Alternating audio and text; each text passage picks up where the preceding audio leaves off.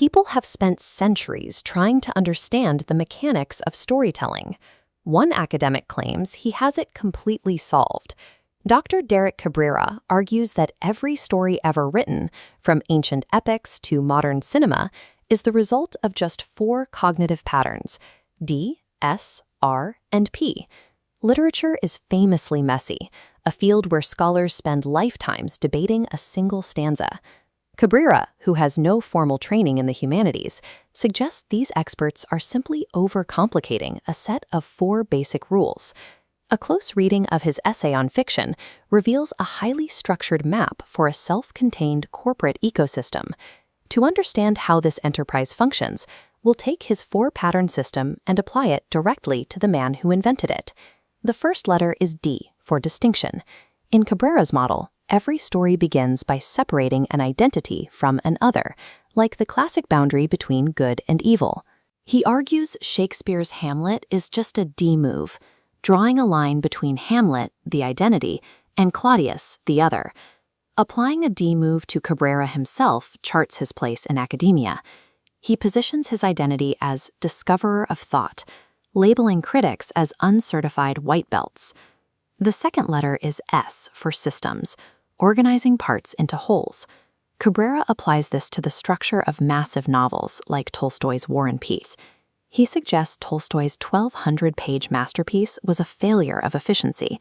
In his view, the narrative parts could have been summarized in a single diagram, saving the author 6 years of work. Cabrera uses this part-whole logic to build his own publishing network. He writes papers, his wife peer reviews them, and he publishes them in his own journal. This closed loop generates the academic metrics and federal grants that sustain his organization. The third pillar is R for relationships. He defines this strictly as a sequence of action and reaction, claiming it replaces the need for complex narrative theory. Take Kafka's The Metamorphosis. Gregor turns into a bug, the action. His family reacts with horror. Cabrera notes that this single R move covers the story, admitting he didn't feel the need to read the rest of the book. The relationship that drives the DSRP business model is transactional. The action of making an all-encompassing scientific claim triggers a specific reaction, a $25,000 corporate keynote fee. Finally, P is for perspective, a point looking at a view.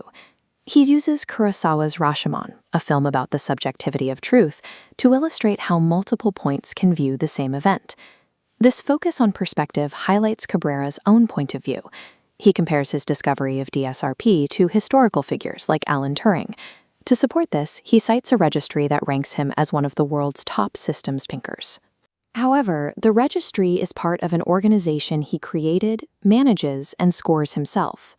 When DSRP is applied to its own creator, it reveals an intellectual pipeline designed to monetize the simplification of human thought. Corporate executives pay for these workshops because they are looking for a way to manage messy human problems with clean 4-letter solutions. This mechanical approach treats human emotion as a data point. Cabrera argues that a sentence breaking your heart is simply a distinction between broken and not broken within a cardiovascular system. Reducing the impact of art to cold data points ignores the complex human resonance that keeps these stories alive for centuries. Cabrera justifies his lack of literary expertise by comparing himself to Darwin, noting the father of evolutionary biology knew nothing about DNA. But Darwin's legacy is a transformative scientific truth. Cabrera's legacy is an inflating metric, a profitable consulting firm, and a self-issued blue belt.